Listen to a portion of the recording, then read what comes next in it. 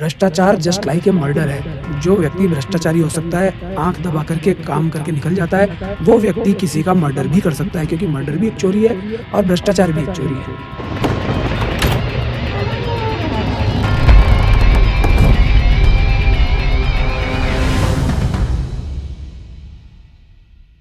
ये सच है, अधिकार नहीं रिश्वत लेना।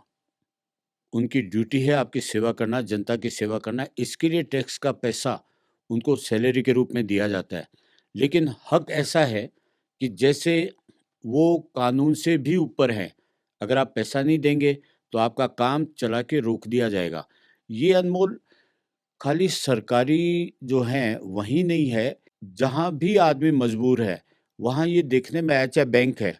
ऑनलाइन होने से बहुत कुछ फ़र्क पड़ा है। उसके बावजूद भी कहीं न कहीं जिसका भी मौका मिलता है कि ये फ़ाइल मेरे पास है या मेरे भरोसे काम है या म्युनिसिपैलिटी का मकान का नक्शा पास करवाना है, चाहे आपको बेड लेना है अच्छे हॉस्पिटल में, कहीं भी मानव का जीना-मरना तो बाद में आता है, पहले उनकी फ़ीस दो। हुँ। और इसका कोई इलाज होता नज़र आता नहीं है। ये इतना खून में रच-बस गया है, विशेष रूप से ये जो दक्षिण एशिया के देश हैं, यहाँ ये ज़्यादा बोलबाला है। अफ्रीका में भी है जो अविकसित हैं। हाँ, बहुत से कंट्री ऐसे हैं जहाँ की हम अक्सर बात नहीं करते हैं और मैंने देखा भी है, एक्स्ट्राऑर्डिनरी हैं, लेकिन वो काउंटिंग नहीं होती। पॉपुलेशन अपने यहाँ ज़्यादा है। तो क्या आप ये महसूस करते हैं कि विदेशों में जहाँ नहीं है, वहाँ पॉपुलेशन कम है? हमारे यहाँ विकास की तरफ हम बढ़ते हुए, तो जनसंख्या का जो पहलू है, वो कॉम्पिटिशन में कहीं न कहीं आपको पीछे छूट जाता है, तो ये तो कारण नहीं है जिसमें उनको मौका मिलता है पूरा। आपने ठीक कहा, लेकिन पूरी तरह से जनसंख्या इसका आधार नहीं है। इसका आधार वही चाहिए की भावना है। मैं बार-बार एक शब्द यूज़ करता हूँ कि हम लोग इतने धार्मिक हैं, हम लोग इतने सच्चे हैं और गर्व के साथ कूदते भी हैं कि हमारा धर्म ऐसा है, हमारा धर्म ऐसा है। जिस देश में भी हम रहते हैं और कई तरह के धर्म हैं, लेकिन बावजूद इसके धर्मों में सब जगह सिखाया है कि उतना ही संचय करें जितनी ज़रूरत हो।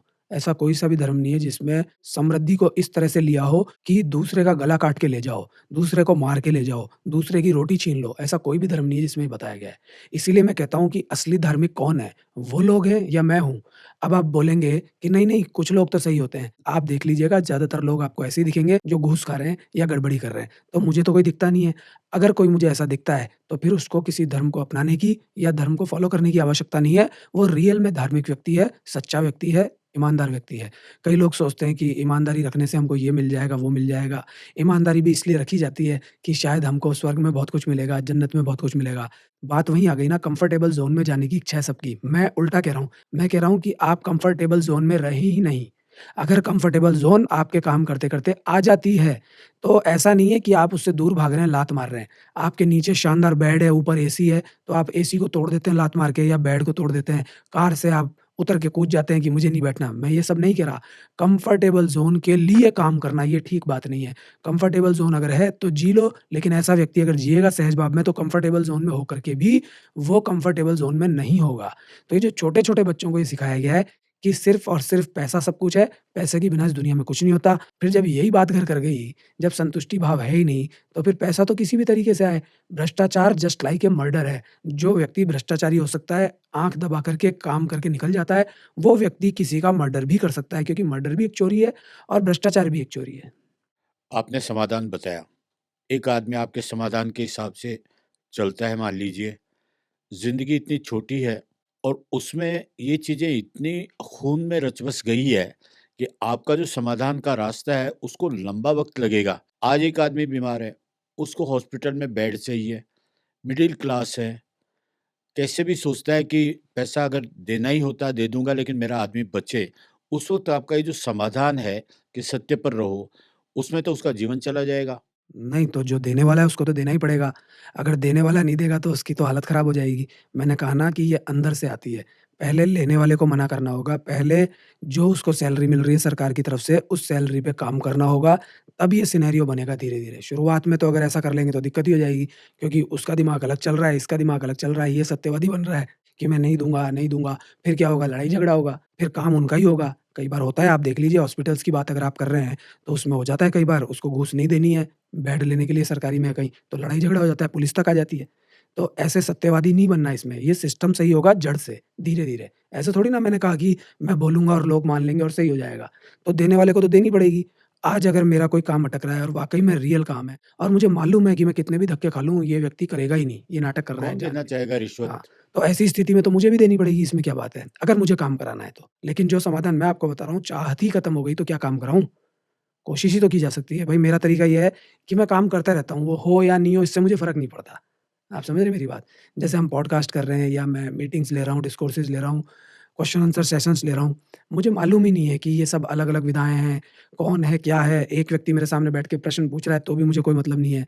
बहुत सारे बैठे हैं या कोई भी बैठा है, मुझे इस बात से मतलब नहीं है। मुझे मेरी बात रखनी है और इस बात से ही मतलब नहीं है कि कौन-सी बात ने क्या किया, कितने व्यूज़ आए, क्या हुआ? मैं अपना काम कर रहा हूँ बढ़िया तरीके से। तो ऐसी स्थिति में लोग अपना काम करते रहेंगे। अगर इंसान मर ही रहा है, तो फिर ऐसी जगह आपको बेड लेने के लिए या कोई भी अस्पताल की सेवा लेने के लिए देनी चाहिए। क्योंकि मैं कहता हूँ कि उधार किसी को मत दो, क्योंकि खा जाएगा, कलाकार होते हैं सारे लोग। लेकिन एक बार ज़रूर सोचो अगर वो अपनी बीमारी या अपने रिश्तेदार की बीमारी के लिए माँग रहा है तो। उसमें भी चेक करो, एक बार दे दो ये सोच के दे दो कि ये तो खा ही जाएगा, बर्बाद ही हो जाएगा, उसके बाद चाहे मत देना, लेकिन एक बार दे दो। तो जहाँ हारी बीमारी की बात आ जाए, जहाँ मरने तक की बात आ जाए, वहाँ पे इंसान को सोच लेना चाहिए। वहाँ पे फिर ये फ़ॉर्मूला लागू नहीं होता। अब कोई पैसे माँग रहा है या जुगाड़ करने जा रहा है, रिश्वत दे रहा है इसलिए कि मेरा बिज़नेस सेट हो जाए, तो ये तो कोई मरने की स्थिति नहीं है, सही। ये तो फांसी नहीं लगी हुई। तो यहाँ तो मुझे देनी भी नहीं चाहिए, देने में भी मुझे ध्यान रखना है कि मुझे क्या करना है देके, क्योंकि मेरी मंशा खत्म हो गई, मुझे कुछ बनना ही नहीं है, मुझे मेरा बिज़नेस चलाना ही नहीं है, तो मैं क्या करूँगा?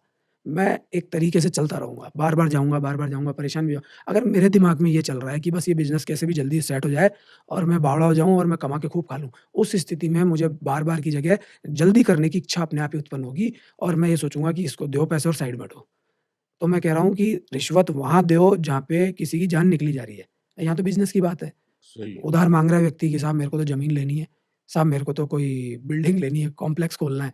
तो अब ऐसी स्थिति में तो कोई उसके फांसी थोड़ी ना लग रही है। तो यहाँ पर नहीं है, बाकी अगर मरने की बात है तो मैं कहूँगा कि इंसान को रिश्वत दे देनी चाहिए।